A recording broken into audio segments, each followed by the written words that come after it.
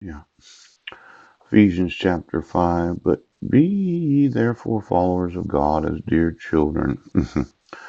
Walk in love as Christ also hath loved us and hath given himself for us as an offering and a sacrifice to God for a sweet smelling savor. It's so good that Jesus gave himself as a sacrifice and an offering as a sweet smelling savor. I've noticed that somebody liked my nose, and for whatever reason, technology has not always allowed me to smell other men. It's kind of an odd experience. Yesterday, I was on the bus and I was sitting behind somebody. They actually smelled nice, and they were a man. Now, the nose, that nose, yeah. Let's say you're in the giant family. And the thought was, well, I'll just smell the shit of everybody as if that's not going to piss God off. Pooch.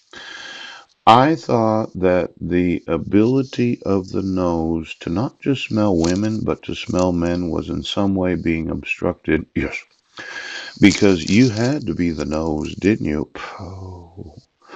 Now, this was somewhat of a new experience. I mean, I hadn't had it for the last few years where I could smell the cologne of another man. Now, let's think of pheromones. Let's say you're a woman. You don't want to grieve the Holy Spirit, and you realize that somebody sewed into you this inability to smell other women. Oh, when you think about smelling, yes. A lot of those in the dog family, they didn't want you to smell their mutation because they're loaded full of electricity and their body is decaying. Yes. Kind of smells like a slow death. Mhm. But then there are those in the homosexual community that don't want you to smell their actual sexuality. Now, could you get me the noses of all of those that have purchased a motorcycle for the last 20 years that said, well, I'm a big dick, and we have sex in the motorcycle club, and we always come to find out.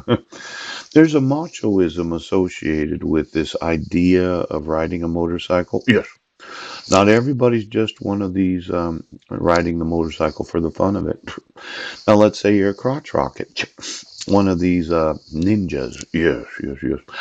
I had been to the power tool shop in Port Angeles because I like to buy what I think women would like to ride on.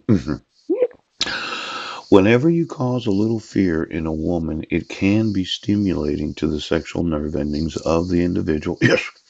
And they're so relieved that they lived through the experience that they're happy to rent a one-star motel room so as to hop into bed as fast as possible.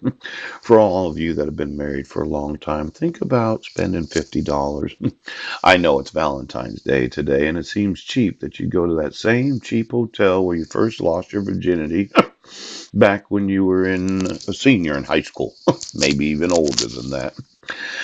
Now, I like the one-star hotel as much as I like the five. Well, I like to live in the five-star, yes, but I like to have sex in the one-star. Seems cheap, almost dirty.